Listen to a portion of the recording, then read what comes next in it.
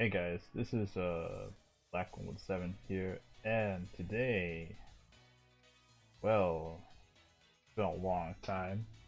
It's been a very long time since I recorded a video, and well, I'll just get started. So for the past few, well, several months, I've been sort of busy, and somewhere in the middle of that, shit happened. Like real stuff happened, then a plague, and yeah, I think we all know that. So I'm not gonna allude to it any further. So we'll just get right into it. So I wanted to start recording videos again. So since I have some interest going now, so and what more to start off than a draft league. So um so a while back I was competing in BPL season 4 and well, a while back, as I mean January. That's well, January until recently. So, and basically, I'm just gonna like document my entire. I guess you could say it's a pulse com of a draft league, which is like, well, that's real. Well, that's true, but at the same time, like, normally I would probably do it like week by week, but I just feel like, you know what, this might be better for me. So yeah. So it won't be long as like the other series, like I'll do a one battle at a time. Like I think this one I'm gonna include the original draft I have plus week 1 and week 2 for this video. Then like next video will probably be like week 3 plus the changes I made, because there's gonna be like some I guess you could say some radical changes from this original team we have, and I don't want to allude to this team too much as outside of the major cores we have here. So yeah. So anyways, let's just get right into it. So um, obviously, BPL is an acronym for the Best Pokemon League, started by yours truly, Love, or Pokeclips as he goes by on his YouTube. So yeah, and originally I didn't like think about joining up until recently, and then like when this draft started, by the time this draft started, they were like looking for one person, and I was like, you know what, I might as well join. And then well, let's just say like I just so happened to get the first pick through sheer luck. So yeah, and when you know it, we have this cat right here. So I would call him Garfield, but well, Garfield's dead now. So yeah, um, I don't know if that's a spoiler or anything. So well, anyways, let's talk about Mew. I mean, Gen 8 Mew is like, I'm not gonna sugarcoat it. Gen 8 Mew is probably even more busted than before. I mean, they gave it like all these like new physical coverage options. I mean, they gave it Dragon Dance, and I know Spikes of all things, which is like already gives it like something like that, like the Oxys defense already does very well, but the Mew can do it just as fine, not better. Um, One thing I liked about this guy now is that just the versatility in terms of like its support, like and like set like potential, and more importantly, its compression. Like I like how like you can just use Mew and just like fit it on into any role you can on into any like matchup or situation. Unless you have a team that's deprived of or not deprived, but comprised of like, I don't know, a strong ghost type, strong steel type, dark type. I mean, remember when I faced Kevin in like finals of JL, where like he literally had like every imaginable Mew counter I could think of, like Bucephalon, Jirachi, and what was this dark type? Oh yeah, Hydreigon, and I just couldn't, like, I could beat one or two of them, but I couldn't beat the other. So, so that's but I feel like now like Mew could just do just a good amount of jobs for this team. So There's a lot of, like I said, like they literally gave Mew everything this generation. I don't know why. Like I know Game Freak went crazy with TMs, TRs, and then like they didn't think, oh yeah, this thing's gonna get spikes, toxic spikes, and all that stuff. So I'm not gonna go over like Mew in terms of what sets. Well, I'll go over the sets I use during the battles and seasons, but not like I'm not gonna go entirely in depth because like we all know what he does. It's just duct tape, really. It's pretty much duct tape for your team. And yeah, so for the second round, I got Volcarona, and originally I thought I was gonna consider getting Zygarde, but I just thought of the idea of running this with heavy duty boots was just like like bonkers if you ask me. So I mean, this thing not taking any like hazard damage or like even like T spikes or spikes is just huge. And I'm just gonna say this: heavy duty boots is the best new item in the game. Like if you don't if it's like when in doubt, just put boots on. Just do that. Do that. So for Volk, I like the idea that Volk just can just support itself in a way, in the sense that like you have Fiery Dance that you can set up again, which if you attack, and then you have Quiver Dance of course, and Roast. Then of course you have your choice of Bug Buzz, Psychic. I'm trying to think of the moves on top of my head, like Hurricane.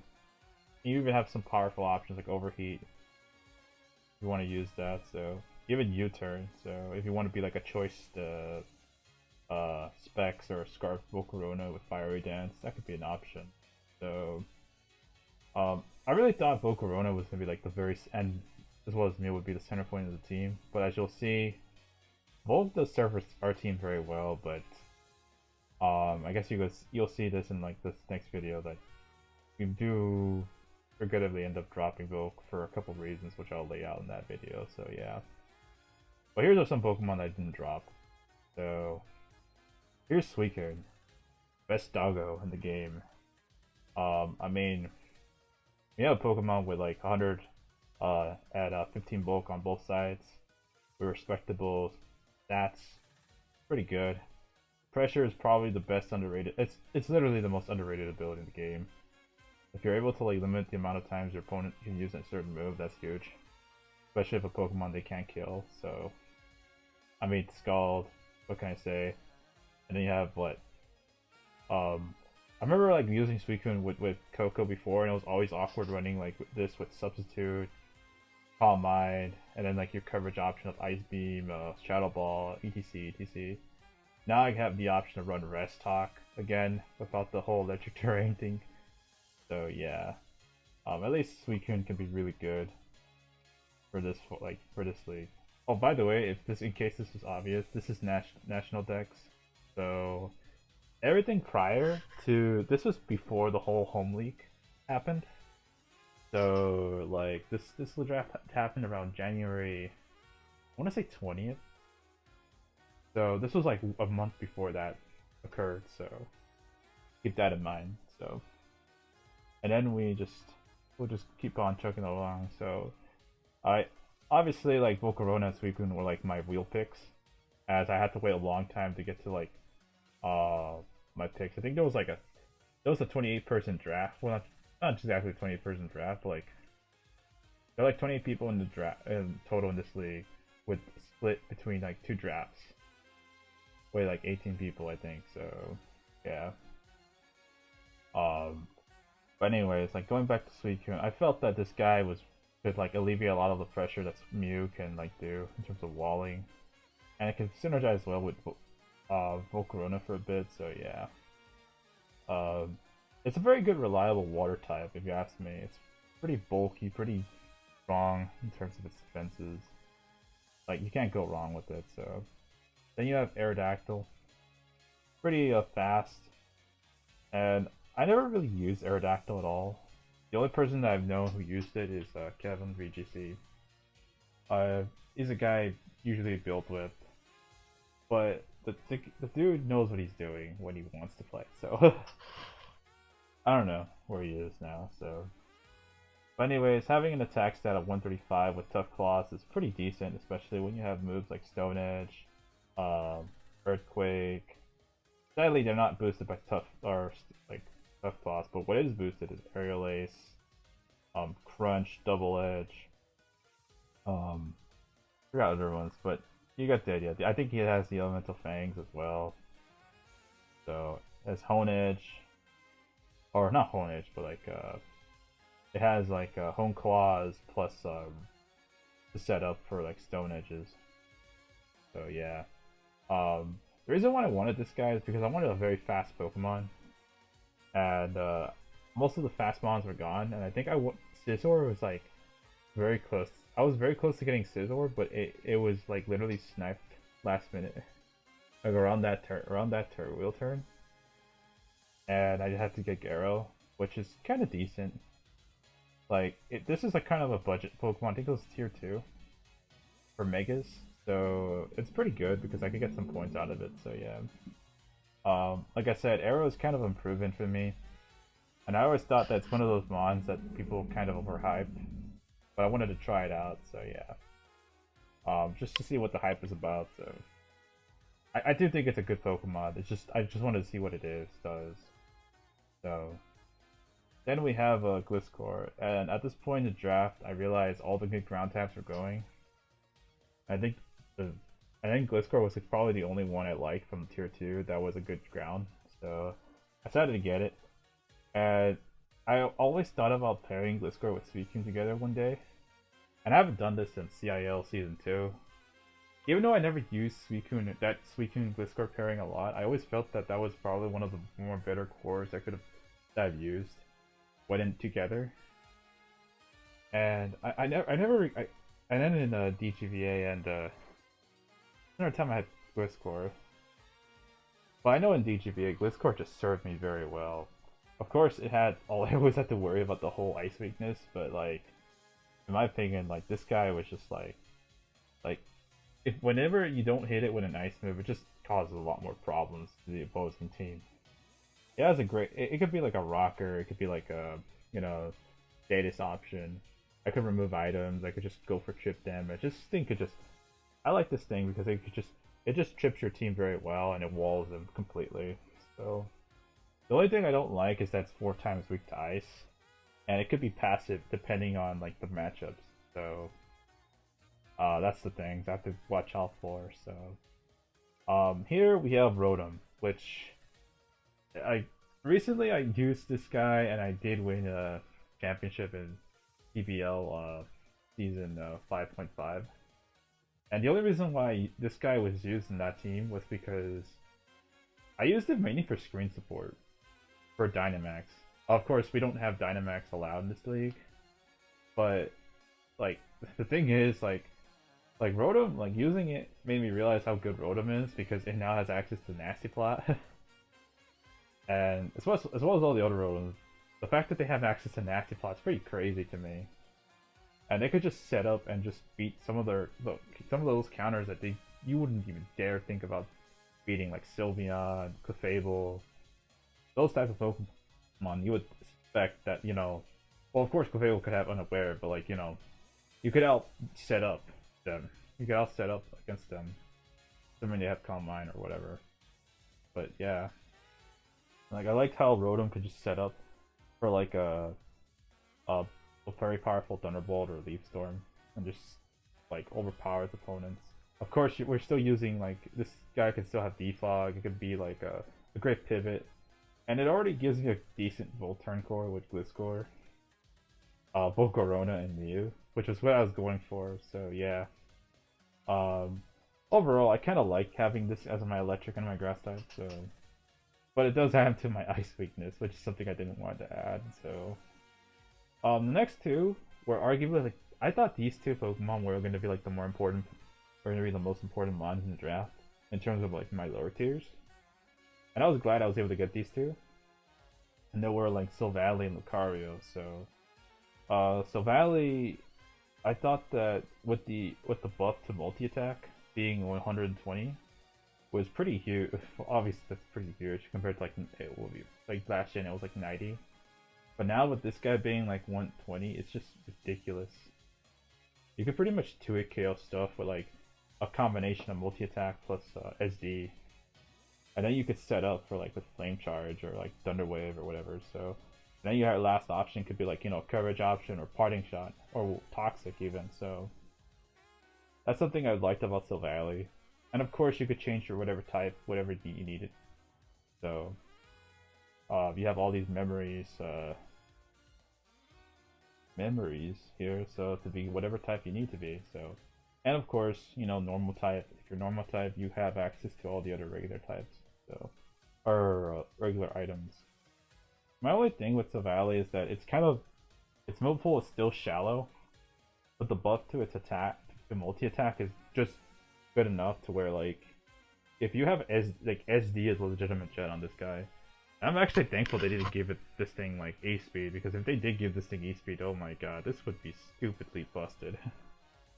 Like, honestly, Silvally would be like B or A tier if they gave it that. Like, it'll finally be like a clone Arceus they wanted to make. So, but I'll tell you what has it. What other mon has E speed? Lucario. Now, Lucario's the mon that slapped my ass in and PFA season, I believe 9, just because heavy duty boots wasn't an item back in the day, which was literally 2 weeks before the release of Sword and Shield, and that made me even more pissed off. And I was like, really, Game Freak, you could have just done that. You literally could have just well, you know, I'm just gonna. All right, okay, so I'm just gonna move on. So Lucario like was C tier, as was Silvally. So the thing about Lucario is that it has like it has a buff to like inner focus, in that it's immune to Intimidate now. While that isn't as big as you think, for a mon like Lucario, that means like something like a Landorus T can't just Intimidate spam it. It's gonna still get chunked by a close combat or meteor mash, which is huge. And I thought maybe pairing this with a choice band or like a CC set was pretty nasty. Not to mention, it still has ridiculous coverage, and its typing is amazing, especially for the fact that like you know, you could always give it some other, you know, you give it an offensive item like Life Orb or Silk Scarfless when used versus me, for its power up E speed. So.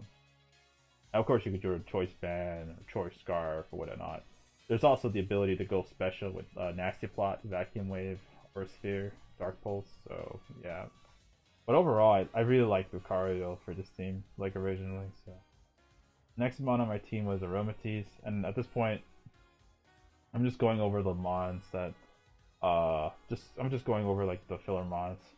At this point, everything after Lucario I felt was like really good and solid. So at this point, I was trying to fill out the gaps. So Aromatisse is just my cleric, and my overall wall, my wish cleric. So yeah, not really much to say, because you know I always like having that wish cleric, you know, wish protect, heal bell stuff. I'm kind of sad they didn't give it they did give it Encore, but they did not give it Mystical Fire. So I could still use Hidden Power Fire because this is Nat Dex. So yeah. But yeah, like Aromatisse just has that weird ass nose. So next we have Noivern, which I'm not gonna lie, I kind of wanted to try Noivern out originally because I wanted something between base 100. I wanted to fill in my speed tiers, as you'll see. Like, this guy gives me 123 speed, which is like in between the base 100 for like, you know, full-grown of Mew. So yeah, I wanted to like fill in my speed tiers, and of course this would be my second fastest Pokemon after Aerodactyl. So I've always been hearing good things about Noivern, and I've seen some really good and decent results with it. So, and of course this gives me another pivot option with Rotom, Gliscor, Volcarona, and Mew. So yeah, very decent pivoter. Frisk is a very underrated ability, being able to figure out your opponent's stats or item beforehand is really huge. You also have Infiltrator to avoid screens, avoid anything of that sort, or subs. So that's also very big. So only thing that I have against it is the fact that it's very weak offensively. You have to kind of rely on Hurricane Spam and Draco Meteor. Just it is sort of like a stall breaker, similar to Mio and Gliscor, but like I wanted to test it out, see how it goes. So the last mon, and I didn't even keep it for a while, was Tauros. Originally, I wanted to fill in like that speed type between that speed like in between base 123 and base 100, and Tauros is like the only good E tier pick. But then I realized, wait a minute, I could get better Pokemon, and then I get Licky. So yeah, I have two Cleric Mons, and that's mainly because I wanted to see what I wanted, whether or not I was gonna keep Romatis or Licky. Because I knew I was gonna make some FA changes, as I alluded to, like for a possible week 3, around week 3, week 4. So yeah, so that's the team. Oh yeah, by the way, this thing can't get intimidated now for some reason. That's all I have to say. And the fact that you can't get like taunted, encored, and intimidated, that's fine. They really both licky guys, so they can't intimidate that S-Toss anymore. So yeah. So yeah, that's all I have for this team. Overall, I try to achieve this like weird pivot-based balanced team with some like heavy hitters here and there, with like Volcarona, Lucario, Silvally. But as you'll see, you'll see what I mean. Like I decided to like move into a certain direction in once I make those changes. So yeah. Anyways, I'm gonna go over like my week 1 and week 2 battles in a bit. So see you. See you.